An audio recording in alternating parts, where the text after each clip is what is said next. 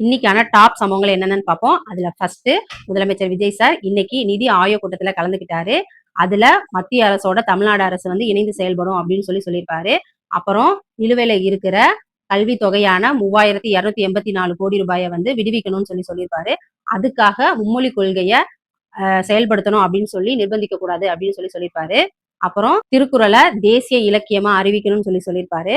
அப்புறம் நீட்டுக்கு எதிர்ப்பு தெரிவிச்சு +2 மார்க் வச்சு மருத்துவ இடங்களை நிரப்பணும்னு சொல்லியிருப்பாரு. செகண்ட், சிங்கப்பெண் அதிரடிப்படை அவங்களோட முதல் வழக்கு பதிவை இன்னைக்கு போட்டிருக்காங்க. சென்னை அயனாவரத்துல சுரேஷ் என்பவர் வந்து குடிச்சிட்டு ஒருத்தர் வீட்டுல போய் மது போதையில தண்ணீர் வேணும் அப்படின்னு சொல்லி கேட்டு வீட்டுக்குள்ள போய் அத்துமீறி இருப்பாரு. அவரை சிங்கப்பெண் அதிரடிப்படை உடனே அரெஸ்ட் பண்ணி அவரை போய் மகளிர் காவல் நிலையத்துல ஒப்படைச்சிருப்பாரு. தேர்டு, திமுக கூட்டணியில இருந்து இந்திய கம்யூனிஸ்ட் கட்சி விலகிறதா வீரபாண்டியன் அவர்கள் வந்து சொல்லியிருக்காரு. ஃபோர்த்து, மானாமதுரை எம்எல்ஏ இளங்கோவன் அவர்கள் வந்து தன்னோட மகளை கவர்மெண்ட் ஸ்கூல்ல சேர்த்திருக்காரு.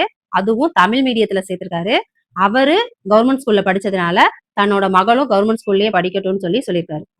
அஞ்சாவது, முதலமைச்சர் விஜய் சார் பிறந்த நாளை நல்லா விமர்சையாக கொண்டாடணும்னு சொல்லி மாநில செயலாளர்களுக்கு பொதுச் செயலாளர் ஆனந்த் அவர்கள் வந்து சொல்லியிருக்காரு.